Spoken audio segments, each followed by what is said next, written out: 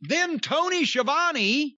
This is Wrestling Today, folks. This is Wrestling Today. Tony Schiavone was in the ring with Sting. He introduced Sting. At least Sting came to the ring within a minute this time and plus those repeated snowfalls. I hate for the people who have to start their car after that. Anyway, Sting comes out without Darby Allin, the guy whose back he's supposed to be watching. Darby Allin was out earlier without Sting, the guy who's supposed to be watching his back. They don't even feed the poor announcers a coherent question to ask anymore. Tony just made something up. Well, what do you think about all this? And that's also Tony's fault. I love you, Tony, but goddamn it, every time I've ever done a television interview with talent as an announcer, if they didn't give me a question to ask them, I would come up with one. A lot of times they'd give me one and I'd come up with a better one and I'd ask that. And I would let the talent know what question I was going to be asking them so that they would be prepared with a response. Now, I know that Sting wasn't supposed to respond because, once again, he was asked a question by the announcer, and it is in the tradition of every single babyface on this program for the past year and a half. They don't say shit before the heel interrupts them. But Tony could have at least asked a question that made him sound like a professional sports announcer interviewing one of the talents instead of a guy that just walked into the fucking park to watch a pickup basketball game. And hey, who's that guy? So he asked the question. Sting doesn't open his mouth. Taz interrupts on the screen again. If I were Sting and Darby Allin, I believe I would go out to the truck and I would ask the video guy, what the fuck? Are you taking a bribe? Are you on their side? You're in on this whole thing? Every time I try to speak, their video pops up?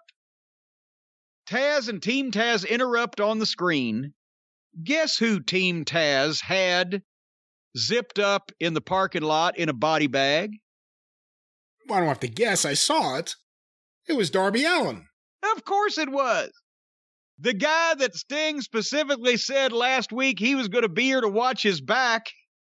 He watched his back all right. He watched his back until he left him to be kidnapped, put into a body bag, and then tied up and drugged from the back of a pickup truck across the parking lot.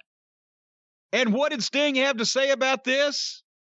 Jack all of teetotal shit. He got a shocked look on his face, jumped out of the ring, and ran to the back, and we never saw any of them ever again.